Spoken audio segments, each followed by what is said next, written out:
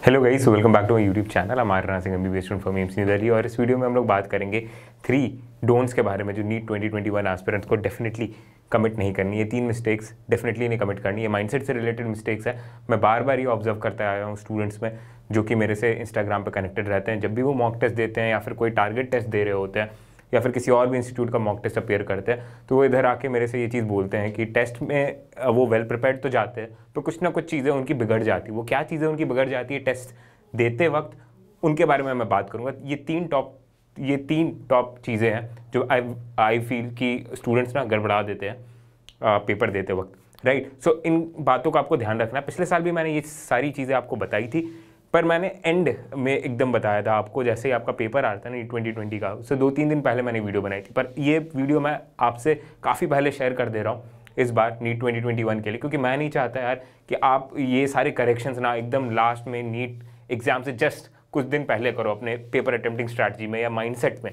Okay, मैं चाहता हूँ कि अभी से आपके जितने भी मॉक टेस्ट है आप इस माइंडसेट के साथ अपियर करो। डेफिनेटली आप देखोगे आपका जो फोकस है वो इंप्रूव होगा, पेपर देने का आपका जो टेम्परामेंट है ना यार वो इंप्रूव होगा, राइट। एंड डेफिनेटली इसके वजह से आपका मार्क्स भी इंप्रूव होगा, राइट। सो गाइज, अगर अभी तक आपने मेरा टेलीग्राम चैनल एम्सोनियन ARS नहीं ज्वाइन किया, आप ज्वाइन कर लीजिए। इसका लिंक डिस्क्रिप्शन में मैंने मेंशन कर दिया मेरे टेलीग्राम चैनल का। स्टडी विथ मी सेशंस में फिर से वापस से रिज्यूम कर रहा हूँ। 3 घंटे के 3 सेट दिन भर में होंगे एंड आपको वो 3 घंटे सिंसियरली मेरे साथ बैठ के पढ़ाई करनी है। बीच में मैं थोड़ा ऑफ द ट्रैक चला गया था क्योंकि मेरे असेसमेंट्स आ रहे थे, मैं खुद बिजी हो गया था, राइट। सो मैं इन्फॉर्म करना भूल गया था, राइट। तो अब से करेंगे, नीट तक करने वाले, पूरा फोकस बना के रखेंगे अपन, राइट। तो स्टडी विथ मी सेशन आप ज्वाइन कर लीजिए। बाकी स्टूडेंट्स को पढ़ते हुए देखेंगे तो आपको भी मन करेगा पढ़ने का, क्योंकि उनका भी एग्जाम आ रहा है, वो भी इंसान है। अगर वो पढ़ सकते हो तो आप भी पढ़ सकते हो। And yes, NCERT back exercises मैंने अपलोड कर रखी है, उनको आपको सॉल्व करना है। उनको MCQ फॉर्मेट में मैंने अपलोड कर दिया। वहाँ से आपको टेलीग्राम चैनल से ना NCERT बैक एक्सरसाइजेज 11th की अभी मिल जाएंगी, 12th की मैं जल्दी अपलोड करने वाला हूँ, उस पर भी एक वीडियो बना दूंगा। प्रीवियस ईयर क्वेश्चंस भी मैंने डाल रखे हैं अलॉन्ग विद द सॉल्यूशंस। आप देख लो 2008 ऑनवर्ड्स आप कितने क्वेश्चंस कर पा रहे हो, कौन कौन से एरियाज में आप वीक हो, किस टॉपिक से कितने क्वेश्चन पूछे जा रहे हैं। आप एक बार देख लोगे, आपको आइडिया लग जाएगा कैसे आपको अपने रिवीजन को मैन्यूवर करना है, कैसे मैनिपुलेट करना है अपने रिवीजन को। चलिए अब वीडियो की बात करते हैं। वीडियो की बात करूं उससे पहले मेरी रिक्वेस्ट है, प्लीज चैनल को सब्सक्राइब कर दीजिए। कर दिया तो वीडियो शुरू करते हैं, राइट। चलो, पहली चीज यार, प्रिजम्पशन रखना। प्रिजम्पशन का मतलब क्या है यहाँ पे कि ये अज्यूम करके जाना कि पेपर जो है ईजी आने वाला है या पेपर टफ आने वाला है। ये 3 चीजें जो मैं बोल रहा हूँ ना आपके फाइनल पेपर के लिए तो वैलिड है ही, पर अभी आपको मॉक टेस्ट में भी ये चीज प्रैक्टिस करनी है। प्लीज अगर आप प्रिज्यूम करके जाते हो ना ये पेपर थोड़ा इजी होने वाला, कोई भी आप टेस्ट सीरीज के पार्ट हो, मेरे टेस्ट के पार्ट हो, टेस्ट सीरीज के पार्ट हो आप, या फिर किसी और के टेस्ट सीरीज के, राइट। फॉर एग्जाम्पल मेरा next test 8th of August को है, full syllabus mock test, new NEET pattern base. आप इनरोल करना चाहते हो, लिंक मैं डिस्क्रिप्शन में दे दूंगा, वहां से इनरोल कर सकते हो। प्रिज्यूम करके नहीं जाना है यार कि आपका पेपर जो है ईजी बनने वाला है, ठीक है, और आप जो है 670 690 लाओगे ही लाओगे 720 में से।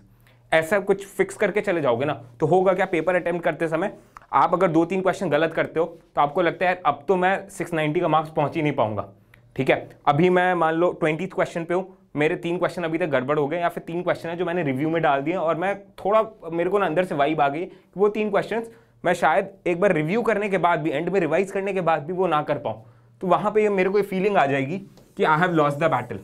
जबकि अभी मैं सिर्फ 20th क्वेश्चन पे हूँ, राइट। अगर मैं बायोलॉजी शुरू कर रहा हूँ 20th क्वेश्चन पे और मैं पहले अज्यूम कर लूँ कि I have lost the battle, तो फिर आपका गेम हो जाएगा। आप गेम सही से नहीं खेलोगे, आपका टेम्परामेंट खराब हो जाएगा, माइंडसेट खराब हो जाएगा, राइट। जबकि आपको मालूम नहीं है यार वो 3 क्वेश्चन जो है ना सभी के लिए इक्वली टफ होंगे। हो सकता है वो सबसे टफेस्ट क्वेश्चन हो पेपर के, राइट। या फिर आपको रिकॉल करने में प्रॉब्लम हो रही है उस पर्टिकुलर क्वेश्चन को, तो बाकी स्टूडेंट्स को किसी और क्वेश्चन में प्रॉब्लम हो रही होगी। ये चीज आपको तब पता चलेगी ना जब रिजल्ट आएगा, रिजल्ट देख के पता चलेगा। हो सकता है यार आप 660 सिक्योर करो, पहले 690 सिक्योर करते आए हो, राइट। मैं एग्जांपल दे रहा हूं, ठीक है, ये रिलेटिव चीज है, आप अपने हिसाब से देख लो। आप एक पेपर ऐसा है जिसमें आपको लग रहा है कि आप -30 सिक्योर करके आने वाले हो from the average marks. Average मान लो आपका 640 था, अब इसमें आपको लग रहा है 610 आने वाला है, पर आपको क्या मालूम है बाकियों के साथ भी वही चीज हो रही हो, ठीक है। सबके लिए पेपर डिफिकल्ट हो और ये जो पूरा कट ऑफ है थोड़ा नीचे आ जाएगा उस पेपर का, उस पर्टिकुलर टेस्ट सीरीज का, या फाइनल नीट में भी, राइट। तो पहले से अगर आप प्रिज्यूम करके जाओगे तो वहां पे प्रॉब्लम हुए बढ़ जाओगे। तो हर क्वेश्चन पेपर को, एक क्वेश्चन पेपर को और उसके सभी क्वेश्चंस को आपको उसके मेरिट पे डील करना होता है, याद रखिएगा। एक बैट्समैन जो होता है ना यार, बॉल को जब खेल रहा होता है तो वो उसकी मेरिट पे उसको डील करता है। बाउंसर उसके हिसाब से खेलेगा, यॉर्कर उसके हिसाब से खेलेगा। पहले नहीं कि मतलब पिच पे उतरते ही सोच लिया कि सारी बॉल तो यॉर्कर आने वाली है, मेरे को डिफेंड करना है या फिर आगे बढ़ के छक्का मारना फुल टॉस में कन्वर्ट करके, ऐसा नहीं, राइट। तो ये फीलिंग ना आए, इसलिए प्लीज ये याद रखिएगा, प्रेजम्पशन नहीं बना के जाना। पेपर में बैठो, कॉन्फिडेंट होके जाओ, ठीक है, आप डिसाइड कर लो आपको एग्रेसिव खेलना है, डिफेंसिव खेलना, पर ये मत सोच के चलो कि 690 तो लाना ही लाना है, अगर 690 नहीं आया तो मैं तो गया। ऐसे नहीं, कोई एकदम hard and fast cut off मत डिसाइड करके जाओ, right, otherwise it will cut your head of in the paper. अब दूसरी चीज, ओवर कॉम्पनसेशन। ये मैंने बहुत बार देखा है, स्टूडेंट्स मेरे को कंप्लेन करते हैं, राइट, स्पेशली इंस्टाग्राम पे, एंड मैंने भी खुद ये चीज़ की है जब मैं प्रिपेयर कर रहा था। वो ये होता है कि आप ओवर कॉम्पनसेट करते हो।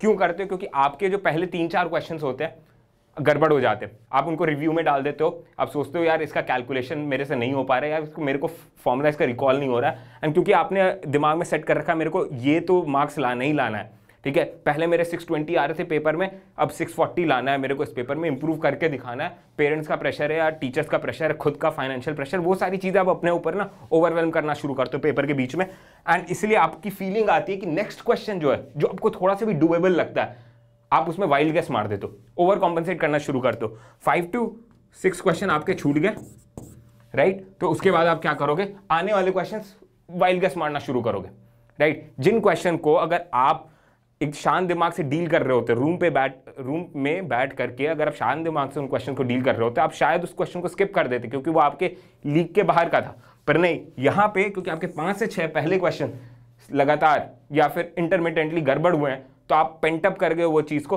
आपके अंदर ये भड़ास एक्यूमुलेट हो गई है और वो उतार रहे हो आप वाइल्ड गेस लेके आने वाले क्वेश्चंस में, जहाँ पे आप अपने परफेक्ट सेन लॉजिक में उनको स्किप करते, राइट। तो ये चीज़ आपको नहीं करना, ओवर कॉम्पनसेट प्लीज मत कीजिएगा, वरना आप फालतू के मार्क्स खो दोगे, राइट, क्योंकि आपको नहीं मालूम कि वो 5 से 6 क्वेश्चन जो आपके गड़बड़ हो रहे हैं वो शायद बाकी स्टूडेंट्स के भी हो रहे होंगे, 5 से 6 नहीं तो कम से कम 3-4 गड़बड़ हो रहे होते, पर आप क्या कर रहे हो, वाइल्ड गेस लेकर अपना गेम और खराब कर रहे हो, तो ये नहीं करना है। फिर यहाँ पे वही बात आ गई, deal each question at its merit, right, wild guess नहीं ले लेना है क्योंकि पहले क्वेश्चन आपके गड़बड़ हो गए, ओके।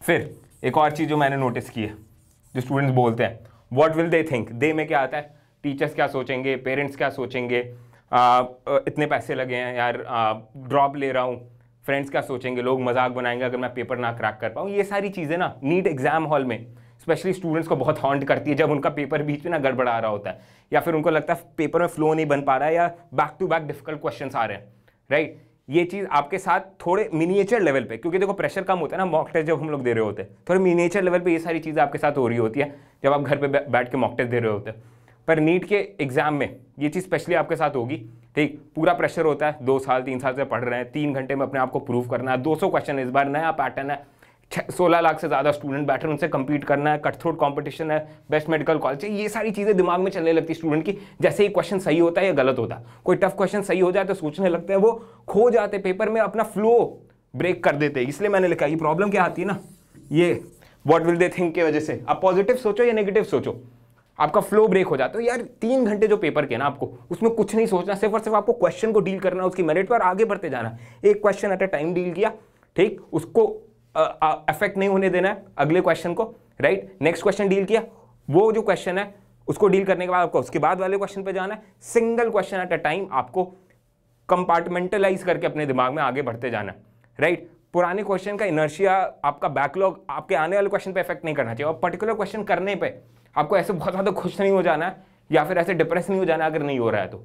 पेरेंट्स, टीचर, कितना पैसा लगा है, कितना आपने टाइम इन्वेस्ट किया, वो सब आपको 3 घंटे में नहीं सोचना यार, राइट। वो ये सारी चीज़ें आप बाद में सोचना एग्जाम हॉल के बाद, सीना पीट पीट के आप रो लेना अगर आपका पेपर खराब जाता है तो, पर एग्जाम हॉल में जब आप 3 घंटे के लिए बैठे हुए हो तो आपको एक सेकंड यूज करना क्वेश्चन सॉल्व करने के लिए। आप क्वेश्चन पढ़ने पे दिमाग लगाओ, क्वेश्चन रीड सही से करो, आप ऑप्शन सही से रीड करो, एलिमिनेट करो, आप फैक्ट्स को रिकॉल करने की कोशिश करो, आप फॉर्मूला लगाओ, सॉल्व करो, कैलकुलेट करो, ये सारी चीजें करो।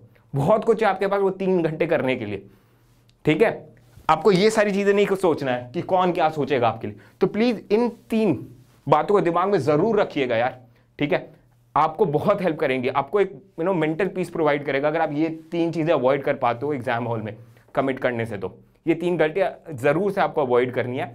और अभी से आपका 8 अगस्त को फुल सिलेबस मॉक टेस्ट है, फिर 15 को, 22 को, 29 को, सभी पेपर में आपको एक बार प्लीज ये 3 पॉइंट्स रख लो अपने दिमाग में, एक बार कॉपी में कहीं लिख लो, रिव्यू करके जरूर जाना कि ये गलती आपको बैठ के जब आप टेस्ट दे रहे हो ना तो रिपीट नहीं करनी है, खो नहीं जाना है आपको टेस्ट में। टेस्ट में आपका पूरा फोकस लॉक्ड होना चाहिए, सिर्फ और सिर्फ टेस्ट पेपर पे, इधर उधर कहीं भी नहीं जाना चाहिए आपका दिमाग। Right guys, so this was the video for today, all the best, keep hustling. अभी मैं आपके लिए एक वीडियो बनाऊंगा जिसमें मैं आपको डिटेल में समझाऊंगा आपको पेपर कैसे अटेम्प्ट करना है। पहले ये माइंडसेट बहुत इंपॉर्टेंट था और हर पेपर में आपको ये माइंडसेट रिवाइज करके जाना है, इट इज़ वेरी इंपॉर्टेंट। ठीक है, आपको खोना नहीं है पेपर के बीच में, प्रिजम्पशन हो, आपका ओवर कॉम्पनसेशन हो, कौन क्या सोचेगा, ये सारा कुछ नहीं सोचना है, सिर्फ और सिर्फ आपको आपका पेपर है और वो 3 घंटे जिसमें आपको फोड़ के आना है, that's it. Right, all the best guys.